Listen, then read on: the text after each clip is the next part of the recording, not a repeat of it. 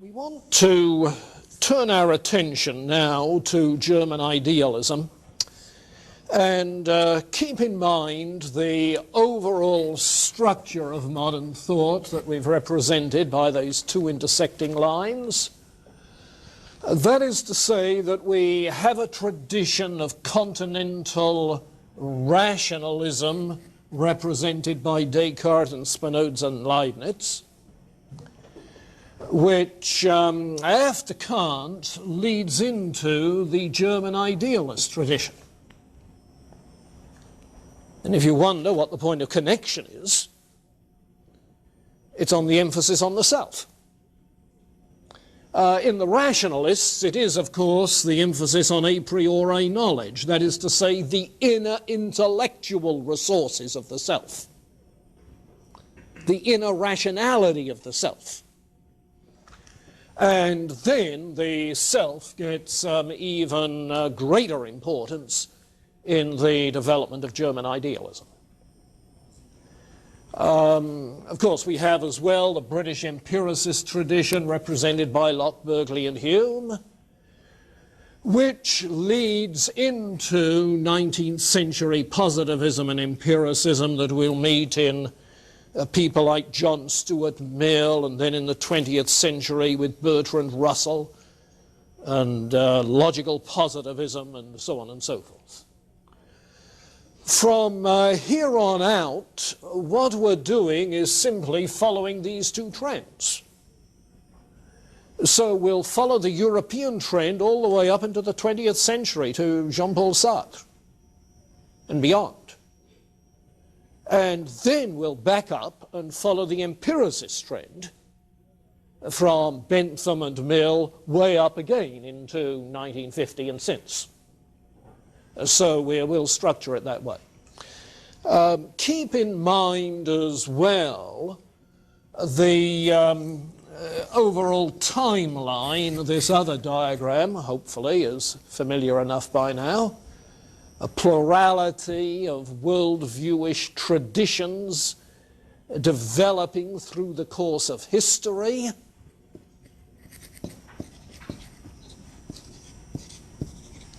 Worldviewish traditions that you might label theism, naturalism, pantheism, or something of that sort.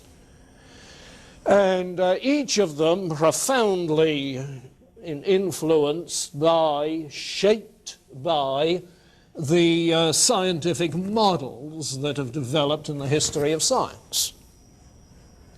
Where the first, of course, representing Greek science, Pythagorean or Aristotelian, lays emphasis on the objective reality of form, fixity of species, and so forth, therefore. Teleological worldview.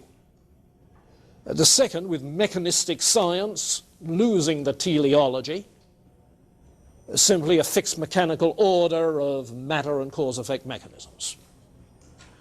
But then, as we mentioned last time, around 1800 or a bit before, you begin to get the rise of historical science and biological science, both of which concerned with developmental process. And so the third kind of scientific model that has come to characterize the 19th and most of the 20th century is of a more organic sort rather than mechanistic. Organic in the sense of the intertwined interrelationships. Everything connected with everything else in some organic fashion. And with the notion of historical process, developmental process running right through it. So we'll be talking about German idealism this week and next week a little bit, and then picking up with some other 19th century developments, Feuerbach, touch of Marx, that sort of thing. But then right after spring break, we'll be getting into process philosophy like Alfred North Whitehead. And I might mention now that we're done with outlining. But if you've done it in Kant, you've learned how to do it. You've learned how to read philosophy. So as we get to Whitehead and thereafter, we'll be reading paperback classics, selected paperback classics. And I'll be asking, and I'll give you more specifics later on, I'll be asking for book reviews rather than outlines. So you'll get a chance to identify the thesis of the book. This week you're working on a thesis statement for Hegel's Selections. We'll go after the thesis of the book and the steps by which the thesis is developed, and an evaluation of how effective is the development philosophically. Okay. So we'll take the reading philosophy that much further for that remaining quad. But keep in mind this framework so that you can see that things are going to take different shape. Now, what we want to do, therefore, is to get some overall characterization, first of all, of German idealism. What is it about? And what this diagram indicates that I'm just erasing, that historical grid, what that indicates is that the German idealists are rejecting and reacting against the ultimacy of mechanistic science. That is to say, they do not believe that the mechanistic science of the Newtonian tradition tells us the nature of reality. They will have a phenomenalist view as far as the mechanistic interpretation of nature is concerned. It's talking about appearances, not about reality. The underlying reality is more of an organic than a mechanical sort. It's more of a developmental process than of a static order, you'll see. The static order that never changes. No, it's a developmental process in which there is change. So one thing you can keep in mind then is that 19th century idealism is going to be a metaphysics of change, a metaphysics of process. And it's the root out of which later there grows 20th century process philosophy and process theology, which some of you may be aware of. So it's a reaction against mechanistic science. Now, there have been other reactions against mechanistic science that we've already taken in our stride. Three kinds of reaction, I think. One, which says that there must be exceptions to the mechanistic law. Descartes took that point of view. The mind is an exception to the causal mechanisms that rule everything else, because mind has free will. Scottish realists take that point of view. John Locke seems to take that point of view. Secondly, there's a complete rejection of mechanistic philosophy as not telling us the nature of reality. Leibniz is there. Leibniz is there. His monadology is more of a teleological scheme. And in that sense, Leibniz is some sort of an anticipation of what's coming later in the 19th century. Because we get in this idealist movement a renewal of the teleological picture of nature and of history. It is end-oriented, end-achieving. There is potency that is being actualized in the process. Then you get the phenomenalist reaction of people like Berkeley and Kant, saying that mechanistic science tells us about appearance but not about reality. So you get those three other kinds of reaction which we've already taken in our stride. Well, now comes the idealist, and what it is doing, of course, is riding piggyback on the earlier phenomenalist view of science, and particularly on the influence of Kant. Particularly on the influence of Kant. So keep that in mind, first of all, the reaction against mechanistic science.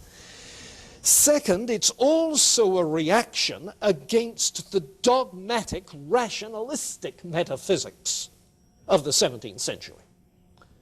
The kind of foundationalist approach that Descartes initiated with his first principles and thence deductive reasoning all the way until you've got the whole system worked out. No, that sort of process, that sort of methodology may have been appropriate when you thought that this was a strictly mathematically ordered universe, a mathematical method fitting a mathematical universe. But if what you have is a developmental, organic kind of process, then you need a different kind of method. And here we'll notice it is Kant's transcendental method that is the key. So we'll come back to that in just a moment. A transcendental method. Third, these German idealists are continuing Kant's Copernican revolution. And that immediately rides on the notion of a transcendental method that focuses on the constructive contribution of the self. You see. Kant's Copernican revolution. That is to say, the key to reality, the key to understanding reality, is the role of the self, the role of the subjective self, the human spirit. Now, I've said that Kant leads you into Romanticism. Well, here it is. You see. The role of the creative self. But this comes in different ways, and you might think of it as the viewer here, the observer, the thinker, whatever, looking through the lens of his, her own self-consciousness at the screen of reality as a whole. So from this standpoint, you see things through what the self-consciousness of the human spirit provides. Put it another way, if we can, with the transcendental method, uncover beneath all of the particulars of human experience the underlying essence of what self-consciousness is, of what the self is, then we can in that light see the reality, as it were, the reality of the whole projected on the screen.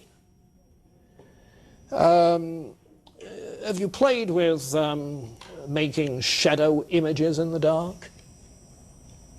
Did you do that as a kid with a flashlight in your bed? Where you would shine a light on the ceiling and make some sort of crazy figure with your fingers, and you'd get a projected huge image there? Well, you can think what Hegel is doing is making those sorts of images. You see. Projecting an image of the self on the reality as a whole. If you like, creating the universe in the image of the self. Creating the whole of reality in one's own image. You see. The key to reality is one's own self-consciousness. Now, if that is the case, it's going to follow that the structures of human consciousness are also the structures of reality. Or to put it in Kantian language, the categories of understanding are the categories of reality.